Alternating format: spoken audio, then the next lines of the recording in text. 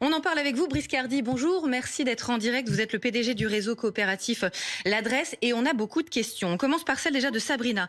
Est-ce que je dois reporter mon projet?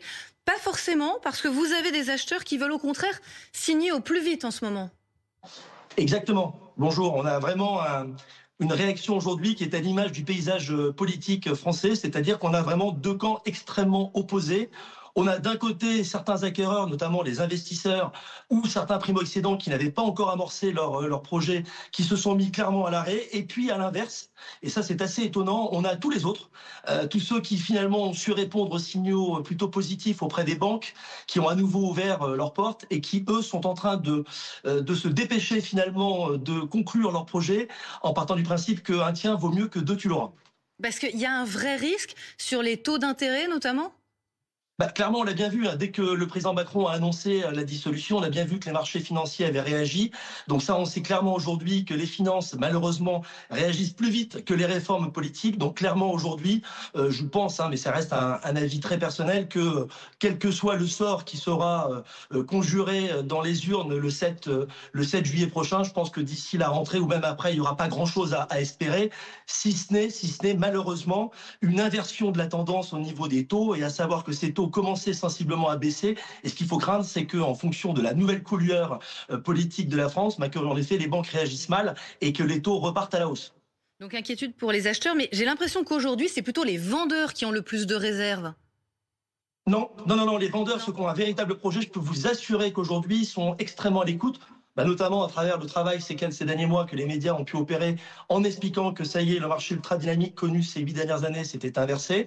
Et je peux vous dire qu'aujourd'hui, notamment sur les biens supérieurs à plus de 500 000 euros, où on sait qu'il est extrêmement compliqué de trouver un acquéreur, surtout quand ce dernier passe par la case crédit, je peux vous assurer qu'aujourd'hui, les vendeurs sont extrêmement à l'écoute.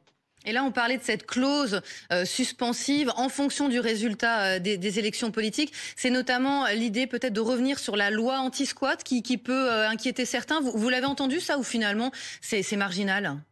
Oui, ça reste marginal. On a eu écho ici et là grâce aux réseaux sociaux et autres supports.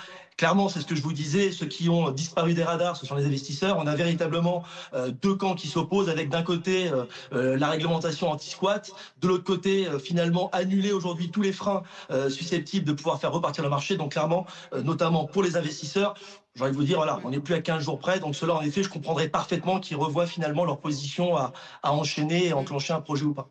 Pour nos téléspectateurs qui, eux, ont un vrai projet de vie, qu'est-ce que vous auriez comme conseil là tout de suite maintenant? Parce qu'on est tellement dans l'incertitude.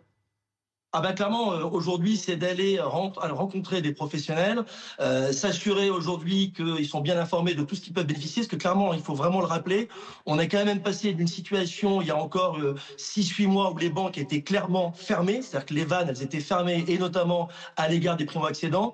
Il y a quand même beaucoup de choses aujourd'hui qui ont fini par sortir, à savoir la reconduite de la prime rénov depuis son dernier décret qui est sorti, donc ça, véritablement, les paliers ont été revus. Il y a beaucoup de choses positives qui permettent de pouvoir bénéficier de choses dont on ne bénéficiait plus depuis le 1er janvier. Et au niveau des banques, elles ont su, pour certaines d'entre elles, revoir finalement l'allongement de la durée d'emprunt qui va permettre à certains de pouvoir obtenir un prêt alors qu'il y a quelques mois, ce n'était pas possible. Elles sont aussi également en train de mettre en place des taux bonifiés pour finalement permettre de pouvoir, pour certains d'entre nous, d'avoir les taux après zéro. Très franchement, ça, combiné avec aujourd'hui une écoute attentive de certains vendeurs, avec des biens qu'on a aujourd'hui sur le marché, qu'on n'avait plus, on se plaignait de ne plus les avoir sur le marché ces derniers mois, ces dernières années. Très clairement aujourd'hui, moi j'ai envie de vous dire, voilà, ne vous souciez pas de savoir ce qui va se passer ou pas se passer dans les urnes, et continuez à avancer dans vos projets, restez positifs et allez justement vous exprimer plutôt dans les agences et en projetant vos projets de vie.